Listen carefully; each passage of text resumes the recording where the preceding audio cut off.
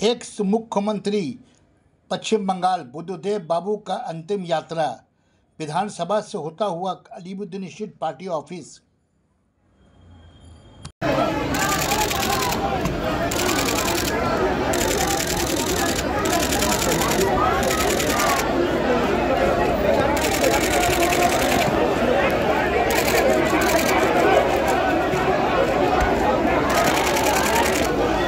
पिंटू की बोल लिया आया आया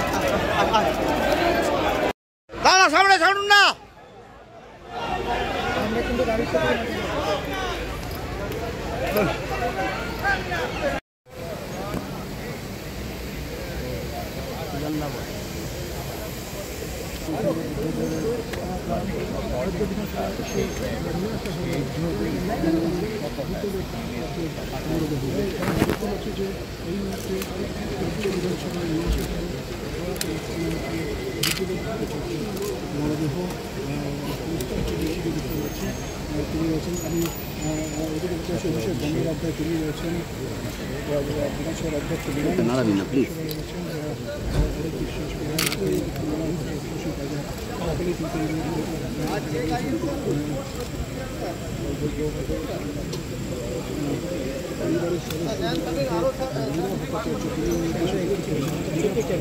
রাখা হবে সব ছবিগুলো দিতে হবে না, ছবি সেটা হচ্ছে মীরা ভট্টাচার্য তার সন্তান তারাও কিন্তু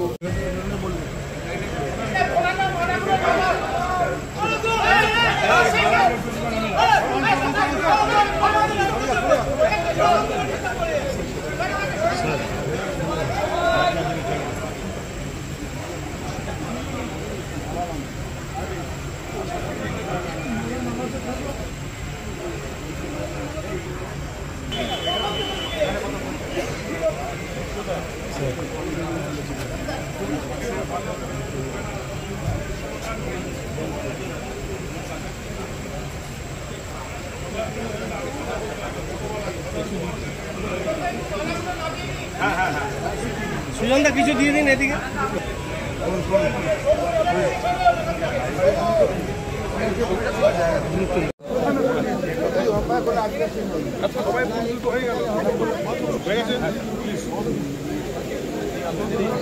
সবাই তো ক্যামেরা ছবি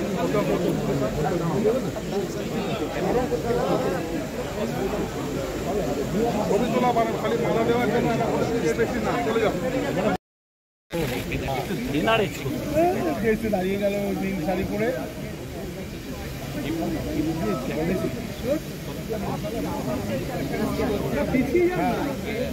ঈদের সামনে দিয়ে আসা যাওয়াটা যাবে না কোনদিন।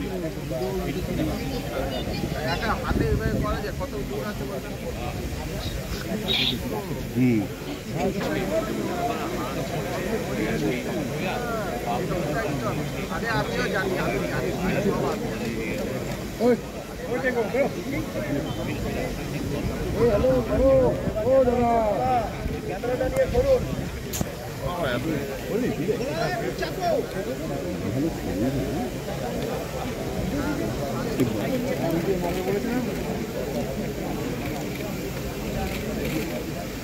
ছোটা হয়ে গেছে তোর, ছোটা হয়ে গেছে তোর।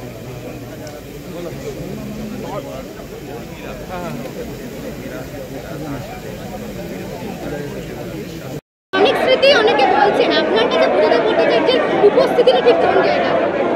অভিভাবকের মতো, পথপ্রদর্শকের মতো আমাদের পার্টি যারা তৈরি করেছেন, যে মানুষরা তাদের আত্মত্যাগী রাজনীতি, স্বচ্ছতা, সততার মাধ্যমে প্রশাসনিক দায়িত্ব পালন করে গেছেন, বুদ্ধদেব ভট্টাচার্য, কমরেড বুদ্ধদেব ভট্টাচার্য অন্যতম। তার সঙ্গে তার সাংস্কৃতিক চর্চা, কবিতা লেখা, অনুবাদ, নিজস্ব লেখা, মৌলিক লেখা, সেগুলো আমাদের ইন্সপায়ার করে।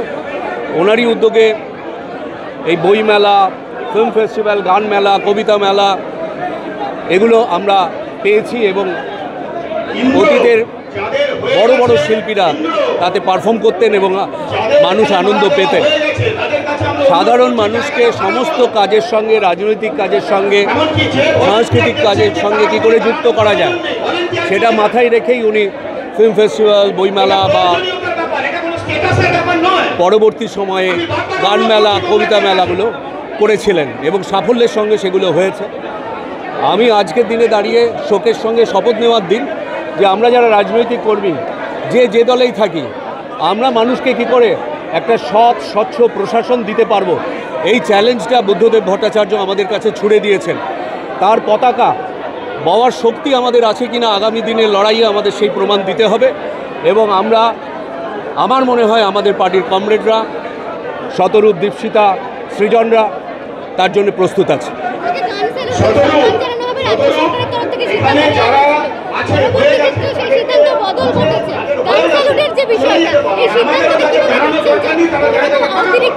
না, এ তো ব্যক্তিগত পারিবারিক সিদ্ধান্ত।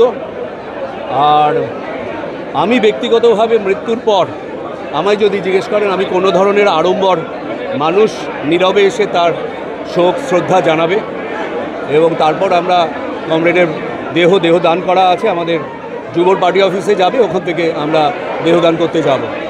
এর মধ্যে সরকার যে প্রস্তাব রেখেছিল তার পরিবার সেটা প্রত্যাখ্যান করেছে। আমরা সেই সিদ্ধান্তকে শ্রদ্ধা করি, আমরা সেটা মেনে চলব। যে ব্রিগেড, সেই ব্রিগেডে পার্টির সমর্থকদের মাঠে গেছিলেন, কিন্তু মঞ্চে ওঠেননি, অ্যাক্সিডেন্ট পাওয়া গেছিল। সেই 2019-এর ব্রিগেড নিশ্চয়ই আমরা তো উপস্থিত ছিলাম সেই সময়টা। বুদ্ধদেব ভট্টাচার্যকে নিয়ে মানুষের মধ্যে একটা আবেগ আছে।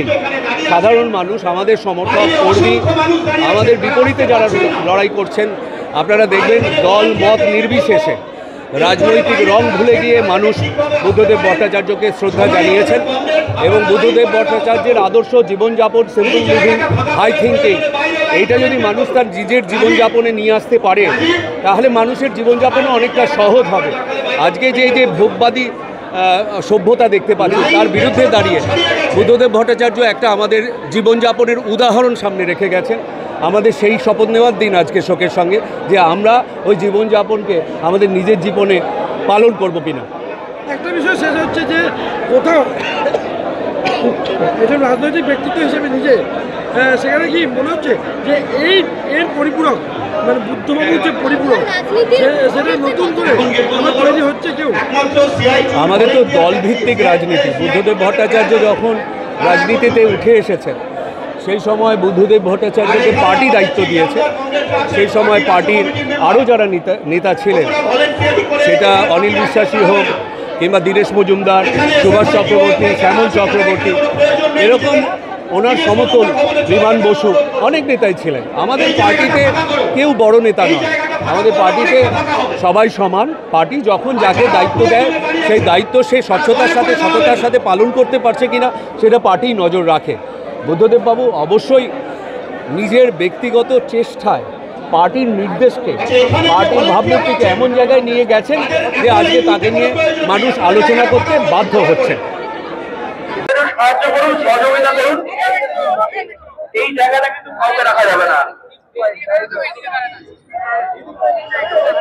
কমরেডের বন্ধুবান আর একবার স্মরণ করে দিই যে কয়েক লক্ষ মানুষ এখানে আমরা জড়ো হয়ে দাঁড়িয়ে আছি। পুকুর থেকে শিয়ালদা পর্যন্ত আমাদের কাছে যা খবর,